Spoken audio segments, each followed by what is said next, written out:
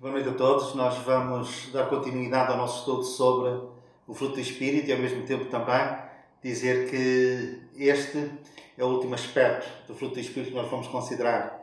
Estamos no nono aspecto, que é a temperança ou domínio próprio.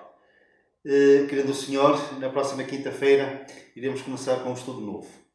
Então, Gálatas capítulo 5, versículo 22. O fruto do Espírito é amor, alegria, paz, longanimidade, benignidade, bondade, fé ou fidelidade, mansidão e temperança ou domínio próprio. E é sobre este último aspecto que nós iremos considerar esta noite.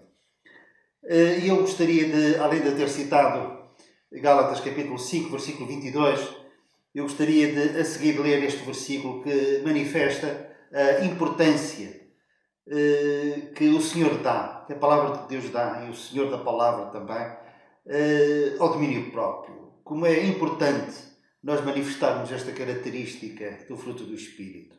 Então, em Provérbios, capítulo 25, versículo 28, diz assim: como cidade derribada que não tem muros, assim é o homem que não tem domínio próprio. A cidade com muralhas caídas, derrubadas, sem ter defesas, ser facilmente assaltada e dominada pelo inimigo, roubada. Nós seremos roubados, seremos invadidos por outras coisas, por inimigos da nossa alma, se nós não tivermos o cuidado de manifestarmos este fruto do Espírito, a temperança ou o domínio próprio. Um pouco mais atrás, no livro de Provérbios, agora no capítulo 13, nós lemos assim: muito melhor, mais vale controlar as emoções e os ímpetos do que conquistar uma cidade.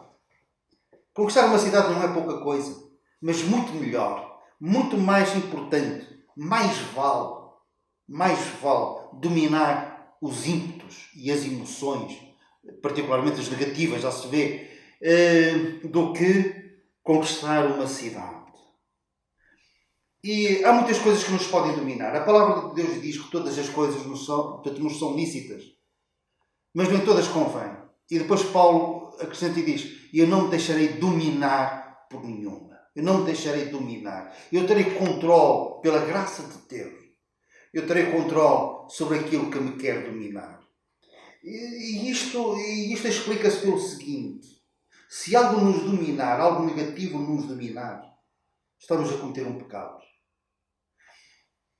O Senhor Jesus Cristo disse: aquele que comete pecado é servo do pecado, deixa-se dominar por esse pecado. E claro que este assunto é um assunto vasto, mas eu queria falar em algo que pode dizer respeito a alguns de nós, numa ou noutra área. Há coisas que nos podem dominar e se calhar nós nunca as analisamos debaixo deste prisma. Eu estou a ser dominado por isto e preciso de libertação. O que é que nos pode dominar? Em que é que eu posso exercer falta de controle?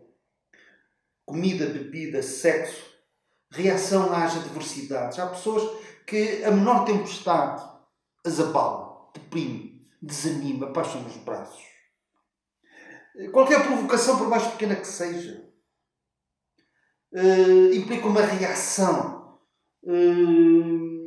violenta da parte daquilo que foi provocado. Por exemplo, há pessoas que não conseguem controlar a sua língua. Falam. Há um versículo que diz assim: não sejais como o cavalo e a mula, cuja boca precisa de cabresto, cuja boca é a boca. É que falam e algumas pessoas particularmente, e isso torna-se cansativo, e falam acerca exclusivamente das suas coisas.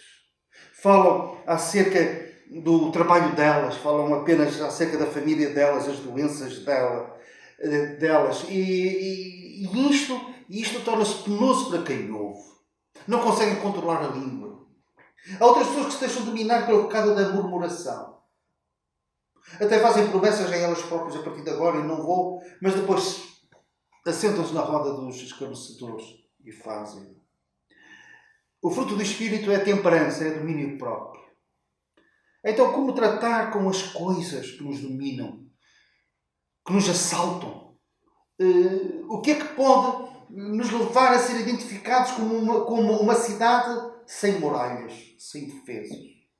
O que fazer? Olha, em primeiro lugar, se algum deste ou outro problema existe na nossa vida, devemos de identificar esse problema, chamar pelo nome. Identificar. Uma das dificuldades que eu, por exemplo, tenho, e não sou apenas eu, é uma dificuldade que é transversal a pessoas que têm que lidar com estas situações. Eu, quando tenho que incentivar um utente meu a deixar, por exemplo, o álcool, a principal dificuldade, o principal obstáculo, sabem qual é? É a pessoa convencer-se que é um alcoólico. É reconhecer que tem esse problema, que está doente e que precisa de médico, que precisa de ser ajudado.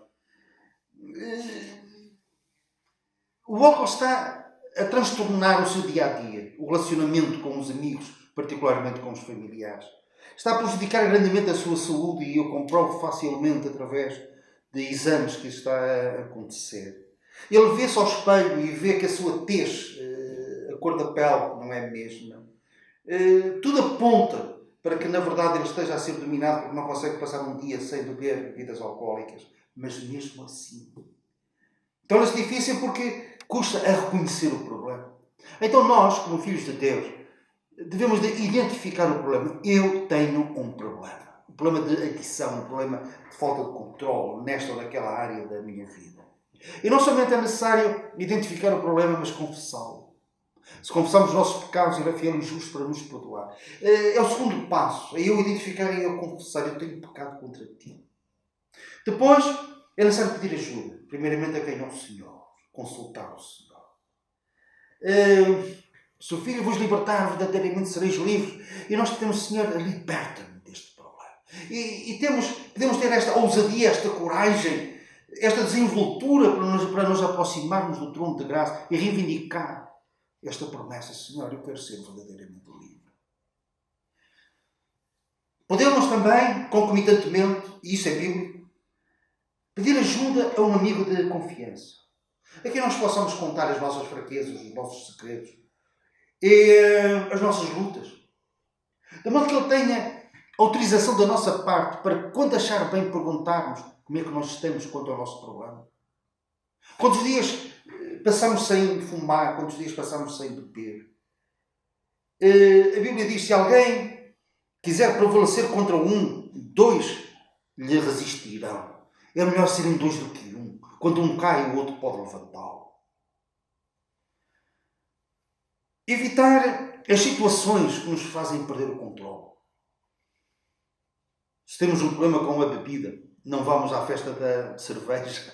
Alguém disse, se não quisermos provar da fruta do diabo, nós não devemos ir ao seu pomar.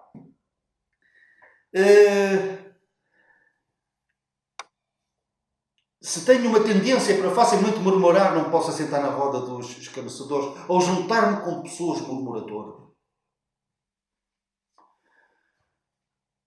E nestas situações, seja qual for a situação, isto é maravilhoso. Seja qual for a situação, nós podemos ter recursos em Deus.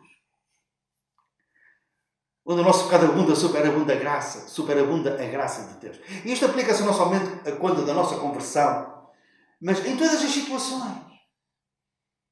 Há graça superabundante. Graça e misericórdia para sermos ajudados em tempo de necessidade. E por essa razão, seja qual for o problema, nós podemos ter esperança. E esperança que seremos livres. Na prática, nós seremos livres. E a esperança é que estamos em obras, é um facto, mas pensando, por exemplo, naquilo que o Senhor disse a Jeremias, ao profeta Jeremias, deixa a casa do oleiro, e o que é que ele viu? Ele viu que o vaso que o oleiro estava a trabalhar caiu, partiu-se, ficou em cacos. E daqueles cacos, o oleiro fez um vaso novo. E o Senhor diz, então eu não poderei fazer o mesmo com a casa de Israel? Com certeza. E poderá fazer o mesmo com cada um de nós, fazer um vaso de honra, um vaso que o glorifique a partir dos cacos da nossa vida. E mais, podemos ir mais longe.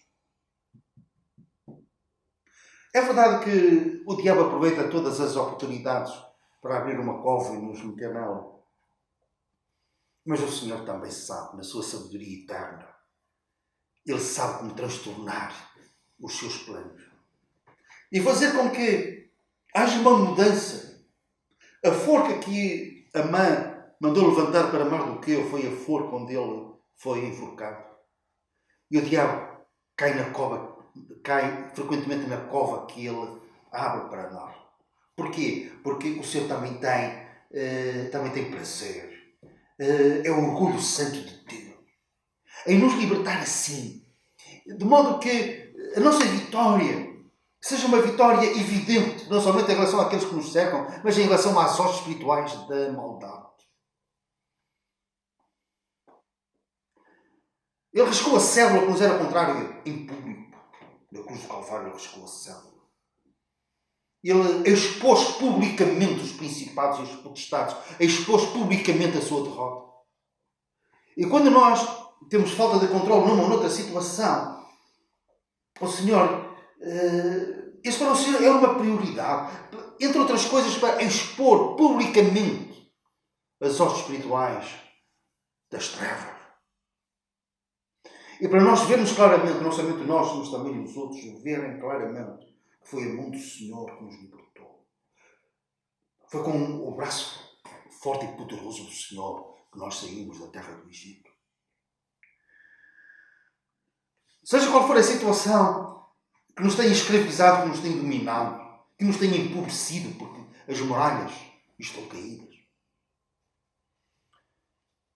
Nós podemos dizer, graças a Deus, que nos dá a vitória por Cristo Jesus e por todo o lado manifestamos o cheiro do seu conhecimento. Porquê? Devido à obra do Espírito Santo que em nós habita. Ajudando-nos na nossa fraqueza. Não somente aperfeiçoando as nossas orações, mas ajudando-nos nas nossas fraquezas. Combatendo as nossas fraquezas e dando-nos a vitória. No fundo, é para que nós, através das nossas fraquezas, possamos glorificar o nosso Pai Celestial, o nosso Pai que está no céu. E os homens vejam não somente as nossas boas obras, mas também vejam as vitórias que nós vamos tendo em Cristo. Portanto, a minha oração, neste último estudo sobre este assunto, a minha oração é para que eu e vós possamos manifestar este fruto do Espírito na nossa vida. Amor, alegria, paz, longanimidade, benignidade, bondade, fé, mansidão, temperança e domínio próprio. Que o Espírito de Deus traga à nossa memória, nas várias situações da nossa vida, no nosso dia-a-dia, que é necessário manifestarmos estes frutos de justiça que são por nosso Senhor Jesus Cristo, como lemos na Epístola de Paulo aos Filipenses, cheios de frutos da justiça que são por Jesus Cristo, para a honra e louvor de Deus, através do Espírito, da liberdade do Espírito na nossa vida. E assim, as obras da carne não serão manifestas em nós, mas sim esta obra maravilhosa do Espírito, manifestando o seu fruto através da nossa vida. Que assim seja para a glória e louvor de Deus, para a nossa bênção também, em nome do Senhor Jesus. Que o Senhor os abençoe.